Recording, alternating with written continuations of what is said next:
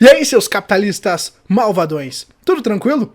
Gabriel Pelissaro na área, esse vídeo tá completo, vamos falar de China, vamos falar de indicadores da economia, tá muito bacana. Começando com duas informações que não estavam no roteiro, que é o aumento de 40% da venda de vinhos.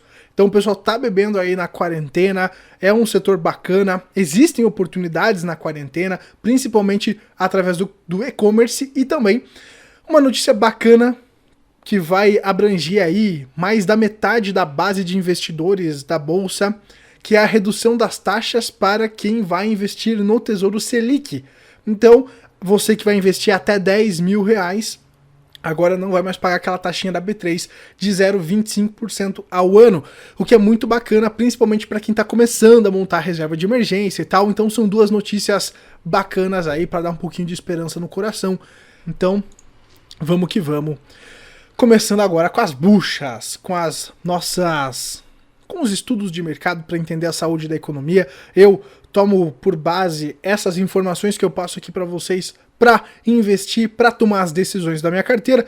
Para quem não sabe, eu abro a minha carteira, eu mostro tudo que eu estou fazendo, capturando a tela do computador aqui neste primeiro link da descrição, na carteira antifrágil. Se você quiser dar uma olhada, link está aqui. Então vamos lá, sem mais delongas, falando aqui de Ibovespa, que fecha em queda de 2%, fechando aí nos 102.293 pontos, o dólar subiu 2%, dólar então a R$ 5,21, e aí a gente vai tentar entender um pouco do que levou isso a acontecer, né?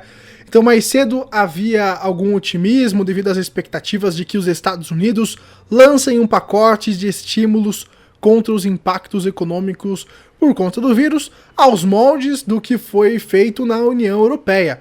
Mas a falta de novidade a respeito do assunto hoje desanimou os mais positivos, né? Então o mercado está acostumado com o dinheiro gratuito, né? Eu não sei se eu falei aqui no YouTube ou lá no Instagram sobre o pacote da União Europeia, bilhões e bilhões de euros sendo injetados na economia. Agora que os investidores de novo, né, depois dos Estados Unidos, do Fed imprimir trilhões de dólares, auxílios e tudo mais, a galera quer mais mamata. Então é desse jeito que a economia sobe, né?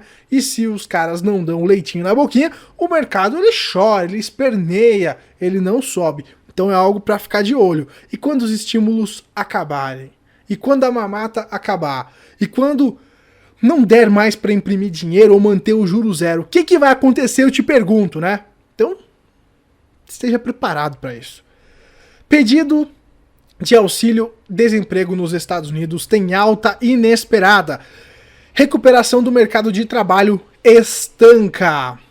O relatório semanal de pedidos de auxílio-desemprego do Departamento do Trabalho, divulgado nesta quinta-feira, hoje, que trouxe os mais recentes dados sobre a saúde da economia, também mostrou que quase 32 milhões de pessoas estavam recebendo cheques de auxílio na primeira semana de julho.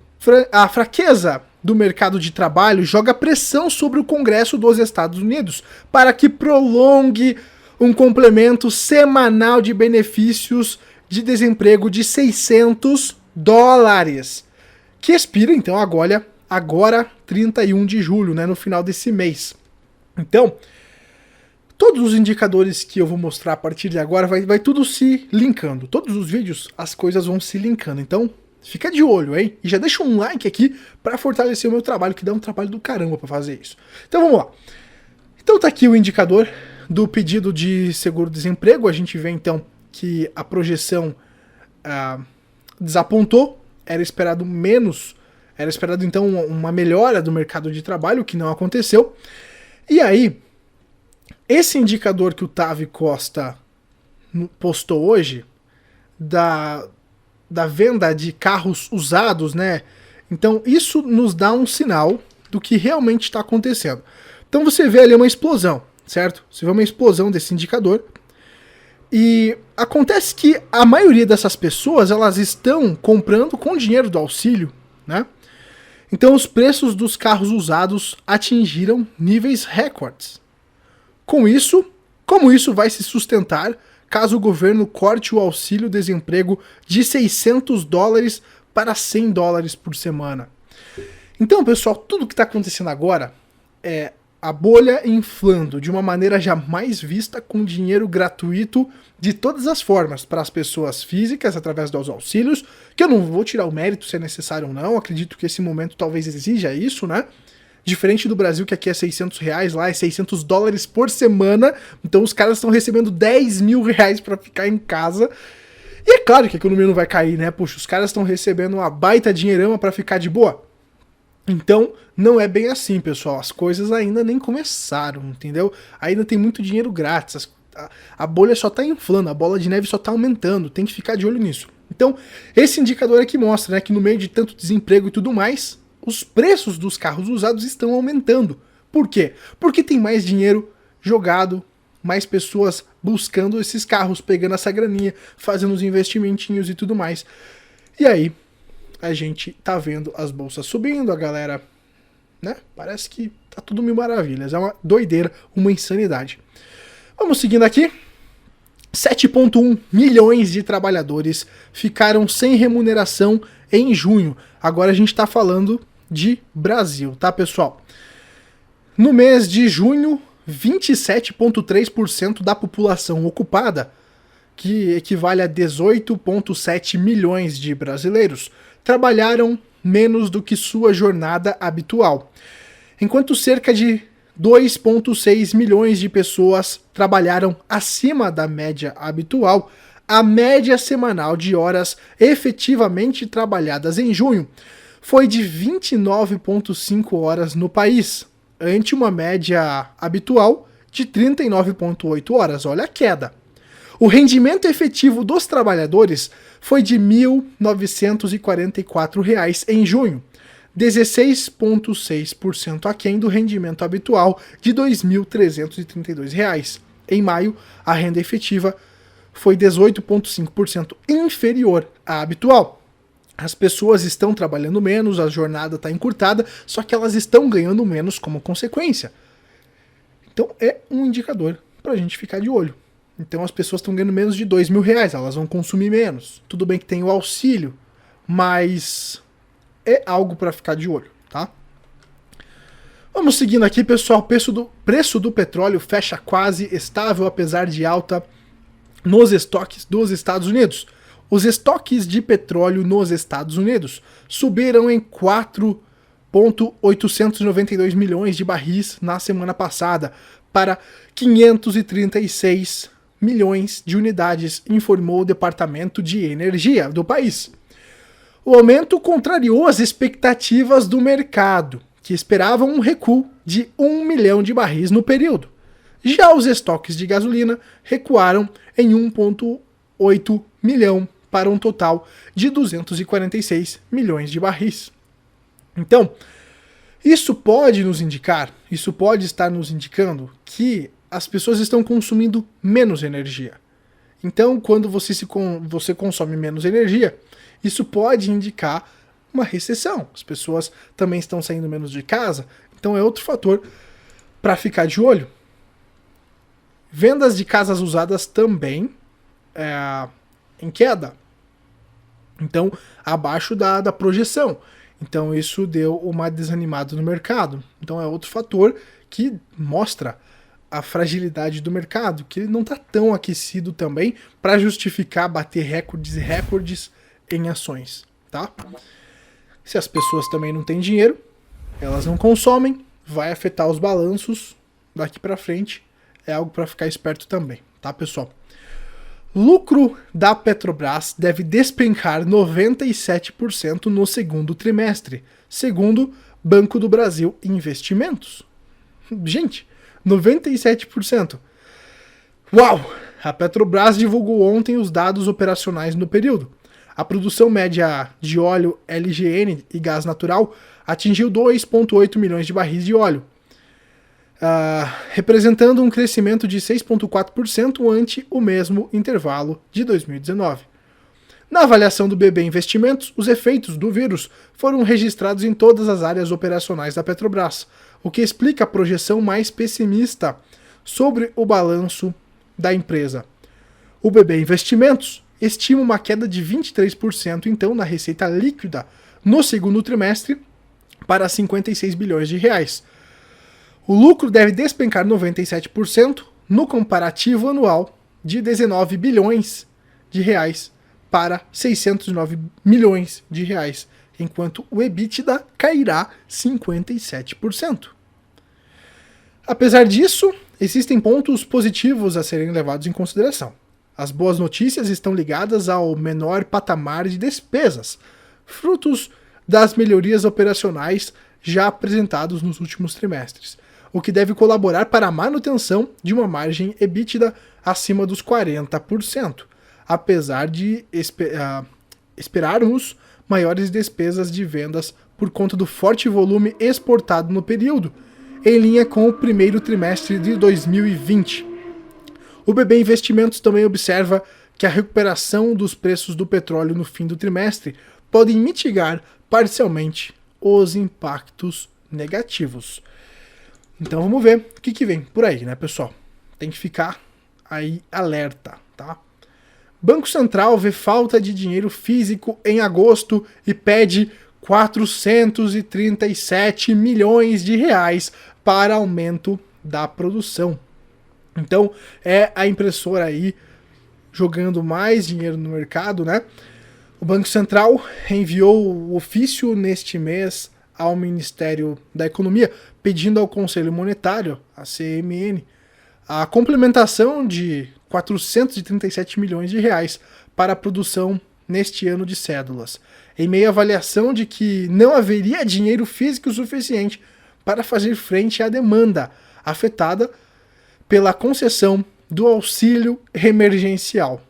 Em documento ao qual a Reuters teve acesso, o Banco Central informou que seus estoques e o do Banco do Brasil não seriam suficientes para atingir o valor projetado para o mês de agosto para o meio circulante médio de 389 bilhões de reais. No documento, o Banco Central argumentou que a necessidade de criação de um estoque estratégico para atendimentos em situações adversas ficou fortemente evidenciada. Então, com todo esse dinheiro aí sendo impresso, sendo injetado, a impressora vai ter que cantar, né, pessoal? E aí, será que não vai ter consequências? Será que a nossa moeda não vai desvalorizar cada vez mais? E por isso que a gente tem que diversificar o nosso patrimônio em outros ativos que protegem dessa desvalorização?